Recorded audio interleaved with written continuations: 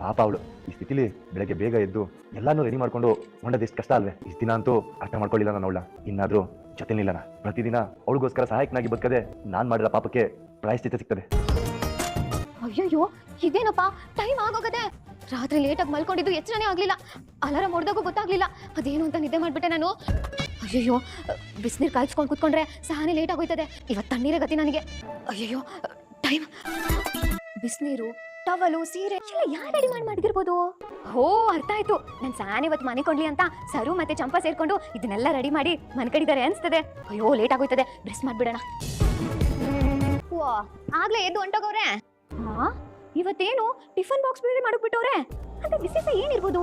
ಇವರಿಬ್ರು ನನ್ ಕುಟೆ ಏನಾದ್ರು ಕಣ್ಣ ಮುಚ್ಚಾಲೆ ಆಡ್ತಿರ್ಬೋದೆ. ಏನು ಹೋಗ್ಲಿ ಬಿಡು, ನನಗೆ ಸಹಾಯ ಮಾಡಿದ್ರಲ್ಲ. ಅದೇನು ಅಂತವ ಬಿರ್ನೆ ಹೇಳಿ, ನಂಗೆ ಸಾನೆ ಲೇಟ್ ಆಗೋಗದೆ. ತಡ ಆಗ್ಬಿಟ್ಟದಲ್ವೇ, ಅದಕ್ಕೆ ನಾನೇ ಬಿಟ್ಟು ಬರ್ತೀನಿ ಆಯ್ತು. ನೋಡಿ, ನನಗೇನು ಅದ್ರ ಅವಶ್ಯಕತೆ ಇಲ್ಲ. ನೋಡೋ, ತಡವಾಗಿ ಹೋಗ್ಬಿಟ್ಟು ಅವ್ರ ಹತ್ರ ಒಂದು ಮಾತು ಕೇಳಿ ಮುಂಕೆ ಗಾಡಿ ಆಯ್ತು. ಪರವಾಗಿಲ್ಲ ಬಿಡಿ, ಹಿಂಗಾಯ್ತು ಅಂತ ಹೇಳಿದ್ರೆ ಅವ್ರು ಅರ್ಥ ಮಾಡ್ಕೋತಾರೆ. ದಿನಾಲು ಹೋಗೋ ತರನೇ ಆಟೋನಲ್ಲೇ ಹೋಯ್ತೀನಿ. ಸುಮ್ಕೆ ನೀವು ತೊಂದ್ರೆ ತಗೊಂಡು ನನ್ ಭಾರ ಯಾಕೆ ಹೋರಿರಾ? ನಾನೇನ್ ಹೊರಕಿಲ್ಲ, ಓದ್ಕೊಂಡು ಹೋಗೋದು ಬೈಕ್ ಕಣಂತೆ, ಸುಮ್ಕೆ ಬೈಕತ್ತು. ಅದನ್ನೂ ನಿಮ್ ಗಾಡಿನೇ ಅಲ್ವೇ? ಆಮೇಲೆ ನೀವ್ ಯಾಕೆ ತೊಂದ್ರೆ ತಗೋಬೇಕು? ಬ್ಯಾಡ ಬಿಡಿ, ನನ್ ಬಗನ ನಾನೇ ನೋಡ್ಕೋತೀನಿ. ನಿಂತ್ಕೋ. ನೋಡು, ನೀನ್ ಆಟೋಗೆ ಏನ್ ಬಾಡಿಗೆ ಕೊಡ್ತೀಯೋ ಅದ್ ನಂಗೆ ಕೊಡು. ಅಯ್ಯೋ, ಇದೇನು ಬಾಡಿಗೆ ಗಾಡಿ ಅಲ್ವಲ್ಲ, ಬಾಡಿಗೆ ಗಾಡಿನೇ ಇರ್ತವೆ, ನಾನು ಅದ್ರಲ್ಲೇ ಹೋಯ್ತೀನಿ ಬಿಡಿ. ಏಟೇ ಆದ್ರೂ ಅದು ನೀನು ಈಗ ಅದೇನ್ ಹೇಳಿ? ಅದು ನಾನು ನೀನು ರೂಮೇಟ್ ಅಲ್ವೇ? ಅದು ಅಲ್ದಲೇ ಮನೇಲಿರೋ ವಸ್ತುಗಳಿಗೆಲ್ಲ ಬಾಡಿಗೆ ಕೊಟ್ಟು ಬಳಸ್ಕೊತಾ ಇದ್ದೆ ತಾನೆ, ಹಂಗೆ ಇದಕ್ಕೂ ಬಾಡಿಗೆ ಕಟ್ಟುವಂತೆ ಆಯ್ತು. ಅಲ್ಲ, ಅದು ಏಯ್, ಆಟೋ ತಿನ್ನ ನಿಂಗೆ ತಾನೇ ಹೇಳ್ತಾ ಇರೋದು, ಸುಮ್ಕೆ ಗಾಡಿ ಆಯ್ತು. ಒಂದ್ಸುಂಗೆ ಒಂದ್ ಕಿತ ಹೇಳಿದ್ರೆ ಅರ್ಥ ಮಾಡ್ಕೋಬೇಕು. ಇವತ್ ಯಾಕೆ ಈಟೊಂದು ವಿಚಿತ್ರವಾಗಿ ಆಟೋರಲ್ಲ? ಹೋಗ್ಲಿ ಬಿಡು, ಹೋಗೋಣ. ನಿಂಗೆ ಹೇಳ್ತಾ ಇರೋದು ಹತ್ತು ಒಂದೇ. ಹುಷಾರಾಗತ್ತೆ, ಗೊತ್ತಾಗಿಲ್ವೇ? ಬಿಗಿಯಾಗಿ ಇಟ್ಕೊಂಡು ಕೂತ್ಕ. ಅದು ಅಲ್ಲದೆ ರೋಡಲ್ಲಿ ಹಂಸ ಒಳ್ಳ ಎಲ್ಲ ಇರ್ತವೆ. ಯಾಕಂದ್ರೆ ಒಂದ್ ಕಿತ ಬಿದ್ದಿದ್ದು ಗಟ್ಟಿಗೆ ತಾನೆ. ಆಗ ಅಂದ್ರೆ ನೀನ್ ಒಬ್ಳೇ ಇದ್ದೆ. ಈಗ ಬಿಗುಬಂದಲ್ಲಿ ಸಾಹಸ ಗೀಸ ಮಾಡಕ್ ಹೋಗ್ಬೇಡ. ಹಿಂಕನ್ನೆಲ್ಲ ಬಿಟ್ಟು ಗಟ್ಟಿಯಾಗಿ ಇಟ್ಕೊಂಡು ಕೂತ್ಕ. ಆಯ್ತು ಬಿಡಿ, ಬಸ್ಸಲ್ಲಿ ಕಾರಲ್ಲೆಲ್ಲ ಸಪೋರ್ಟಿಗೆ ಇರ್ತದಲ್ಲ, ಅದನ್ಕೊಂಡೆ ಇಟ್ಕೊಂಡು ಕುತ್ಕೋತೀನಿ. ಸರಿ, ಟೈಮ್ ಆಯ್ತು, ಕೂತ್ಕ. ನಾನು ಇಲ್ಲಿಂದಾನೆ ಹೋಯ್ತೀನಿ. ಒಂದ್ ನಿಮಿಷ. ಅಲ್ಲ, ಹೋಟ್ಲಿನೂ ಅಲ್ಲದಲ್ವಾ? ಹೋಟ್ಲು ಗಂಟೆ ನಾನು ಬಿಟ್ಟಿದ್ರೆ ಏನ್ ನಾನ್ ಸೌದೋಗ್ತೀನಿ ಇಲ್ಲ ಗಾಡಿ ಸೌದೋಗ್ತಿತ್ತಾ? ನೀವು ಸವಿಯಕ್ಕಿಲ್ಲ, ನಿಮ್ ಗಾಡಿನೂ ಸೌದೋಗಕ್ಕಿಲ್ಲ. ಆದ್ರೆ ನಿಮ್ ಬೆಲೆ ಕಮ್ಮಿ ಆಯ್ತದೆ. ಏನ್ ಹೇಳ್ತಾ ಇದ್ದೆ? ನೀವು ಮಂತ್ರಿಗಳ ಮಗ, ಹೋಟ್ಲಲ್ಲಿ ಕೆಲಸ ಮಾಡ್ತಾ ಇರೋ ಹುಡುಗಿನ ಅಲ್ಲೇನಾದ್ರೂ ನೀವು ಡ್ರಾಪ್ ಮಾಡಿದ್ರೆ ನಿಮ್ ಹೆಸರು ಹಾಳಾಗಕ್ಕಿಲ್ವೇ? ಆಮೇಲೆ ನಿಮ್ ಗೌರವನು ಕಮ್ಮಿ ಆಯ್ತದೆ. ಅದಕ್ಕೆ ನೀವೇನ್ ಅಲ್ಲಿ ಗಂಟೆ ನನ್ನ ಬಿಡೋದ್ ಬೇಡ, ನಾನೇ ನಡ್ಕೊಂಡು ಹೋಯ್ತೀನಿ ಬಿಡಿ. ಅಯ್ಯ, ಅದೆಲ್ಲ ಏನಾಗಕ್ಕಿಲ್ಲ ಕಣಂತೆ, ಸುಮ್ಕೆ ಗಾಡಿ ಆಯ್ತು. ಮೊದ್ಲೇ ನನ್ ಮಂತ್ರಿಗಳ ಸೊಸೆ ಅನ್ನೋದು ಜನಕ್ಕೆ ಗೊತ್ತಾಗದೆ. ಅದ್ರಲ್ಲೂ ನೀವೇನಾದ್ರೂ ಕರ್ಕೊಂಡು ಹೋಗಿ ನನ್ನ ಅಲ್ಲಿ ಬಿಟ್ರೆ ಇವ್ರು ಯಾರು, ನಿಮ್ಮನ್ನ ಯಾಕೆ ಬಿಟ್ರು ಅಂತ ನಿಮ್ಮನ್ನ ಪ್ರಶ್ನೆ ಮಾಡ್ತಾರೆ. ಆಮೇಲೆ ಮುಜುಗರದಿಂದ ನೀವು ಉತ್ತರ ಕೊಡ್ಬೇಕಾಯ್ತದೆ. ಇದೆಲ್ಲ ಕಿರಿಕಿರಿ ಬೇಡ. ಆಮೇಲೆ ನೀವ್ ಯಾವತ್ತಾದ್ರೂ ಟೀ ಕುಡಿಯಕ್ ಬಂದಾಗ ಮುಜುಗರ ಅನ್ಭವಿಸೋದು ಬೇಡ. ನಾನು ಇಲ್ಲಿಂದ ನಡ್ಕೊಂಡೇ ಹೋಯ್ತೀನಿ ಬಿಡಿ. ಕ್ಷಮಿಸಿ, ಬಾಡಿಗೆ ದುಡ್ಡು ಕೊಡೋದು ಮರ್ತೋಗ್ಬಿಟ್ಟಿದೆ. ತಕೊಳ್ಳಿ. ಸರಿ, ಚೇಂಜ್ ಕೊಡ್ತೀನಿ. ಚೇಂಜ್ ಏನ್ ಕೊಡೋದು ಬೇಡ, ಅದನ್ನ ನೀವೇ ಮಾಡಿಕೊಳ್ಳಿ. ಯಾಕ ಕಣೆ? ಅದೇ, ನನಗೆ ಸೀರೆ ಐರನ್ ಮಾಡ್ಕೊಟ್ಟು ಬಿಸಿನೀರ್ ಕಾಯಿಸಿ ಆಮೇಲೆ ಬಾಕ್ಸ್ ಎಲ್ಲ ರೆಡಿ ಮಾಡ್ಕೊಟ್ರಲ್ವೇ, ಅದ್ರ ಚಾರ್ಜ್ ಅಂತ ಅನ್ಕೊಳ್ಳಿ. ಅದಕ್ಕೆ ಇವತ್ತು ನನಗೋಸ್ಕರ ಮಾಡಿರೋ ಕೆಲಸಕ್ಕೆ ಚಾರ್ಜ್ ಅಂತ ಅನ್ಕೊಳ್ಳಿ.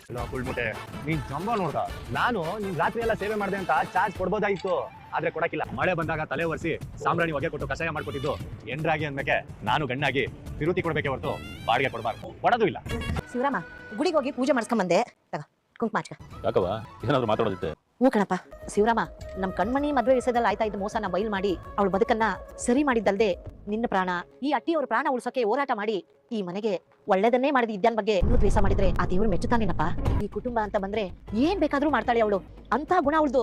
ಈಟೆಲ್ಲ ಆದ್ಮ್ಯಾಕು ಒಂದು ತೆಪ್ಪನ್ನಾಗ ಸಂಸಾಕಿಲ್ಲ ಅಂದ್ರೆ ಹೆಂಗ್ಲ ಮಗ? ಅವಳಿ ಮನೆಯವ್ರ ಮಾನ ಪ್ರಾಣಕ್ಕೆ ಕೂತು ಬಂದಾಗ ಮುಂದೆ ನಿಂತ್ಕೊಂಡು ಕಾಪಾಡಿದಾಳೆ. ಯಾವಾಗ ಕಾಪಾಡಕ್ ನಿಂತ್ಕೊಂಡ್ಲೋ ಮತ್ತೆ ಅವಳು ತಪ್ಪಿಗೆಲ್ಲ ಕ್ಷಮೆ ಸಿಕ್ಕಾಯ್ತವ. ಇನ್ನೂ ಕ್ಷಮಿಸಕ್ಕೆ ಏನಿದದು? ಮತ್ತೆ ಇನ್ನೂ ಯಾಕೆ ಅವಳ ವಿಷಯದಲ್ಲಿ ಮೌನವಾಗೇ ಇದೆಯಾ ಮಗ? ಬದನ್ ಕೂಟ ಮಾತಾಡಿ ಅವ್ರ ಜೊತೆಗೆ ಬಾಳದ ಕೇಳು. ನೀನ್ ಹೇಳಿದ್ರೆ ಭದ್ರ ನಿನ್ ಮಾತು ತೆಗಿಯಾಕಿಲ್ಲ, ಇದ್ಯಾನು ಇಲ್ಲ ಅನ್ನಕ್ಕಿಲ್ಲ. ಅವಾ, ಇಲ್ಲಿ ನನ್ನ ಮಾತಿಂದ ಅವ್ರಿಬ್ರು ಜೀವನ ಸರಿ ಹೋಗ್ಬೇಕು ಅನ್ನೋದು ಏಟ್ ಸರಿಯವ? ನೋಡವಾ, ಅವ್ರ ಸಂಸಾರ ಸರಿಯಾಗಬೇಕು ಅಂದ್ರೆ ಅವ್ರಿಬ್ರು ಮನಸ್ಸು ಒಂದಾಗ್ಬೇಕು ಅಲ್ವೇ? ನಮ್ಮ ಮ್ಯಾಗಿರೋ ಗೌರವಕ್ಕೋ ಇಲ್ಲ ನಮ್ಮ ಬಲ್ವಂತಕ್ಕೋ ಅವ್ರ ಜೀವನ ನಡಿಬಾರ್ದು. ಅವ್ರ ಜೀವನ ಸಂದಾಗಿರ್ಬೇಕು ಅಂದ್ರೆ ಭದ್ರ ಒಪ್ಕೋಬೇಕು, ಅದನ್ನ ಅವಳು ಒಪ್ಕೋಬೇಕು.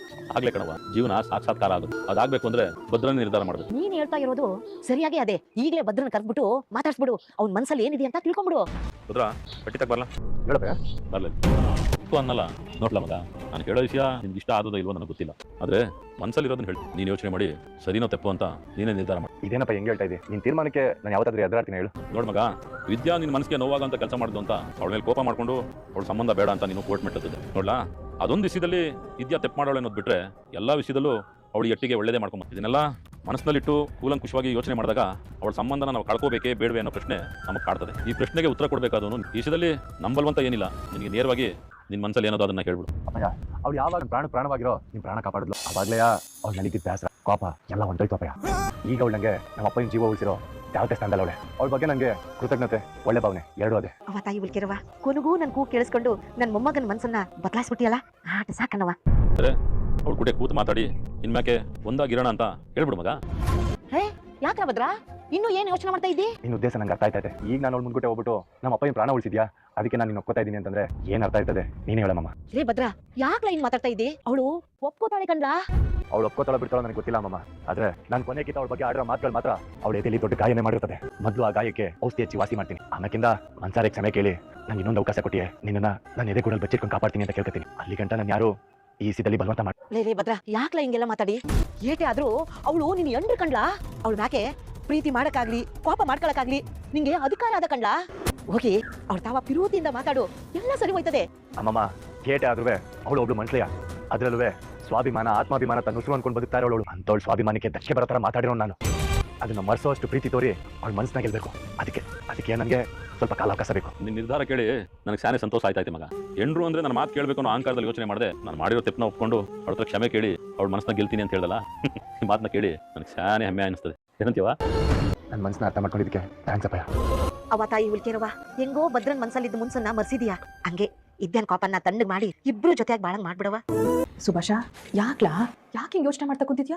ನೀನು ಹಿಂಗೆ ಕುಂತಿರೋದ ನನ್ನ ಕೈಲಿ ನೋಡಕ್ಕಾಗಲ್ಲ ಸುಭಾಷ್. ಏನಾದ್ರೂ ಮಾತಾಡ್ಲಾ? ಇನ್ನೇನಮ್ಮ ಮಾಡೋದು, ಭಾಳ ಹೆಂಗಾಗೋಯ್ತು ನೋಡು. ಲೇ ಸುಭಾಸ, ಸಮಾಧಾನ ಮಾಡ್ಕೊಳ್ಳ. ಟೇಮ್ ಬಂದಾಗ ಎಲ್ಲ ಸರಿ ಹೋಗುತ್ತೆ. ಆ ಟೇಮ್ ಬರೋವರೆಗೂ ನಾವು ಕಾಯ್ಬೇಕಷ್ಟೇ. ಮಾತಾಡ್ಲಾ? ಏನ್? ಓಹೋ, ಎಳೆ ಮಗು ಅಳ್ತಾ ಇದೆ. ಫೀಡಿಂಗ್ ಬಾಟ್ಲು ಕೊಡ್ತೀರಾ ನೋಡಿ.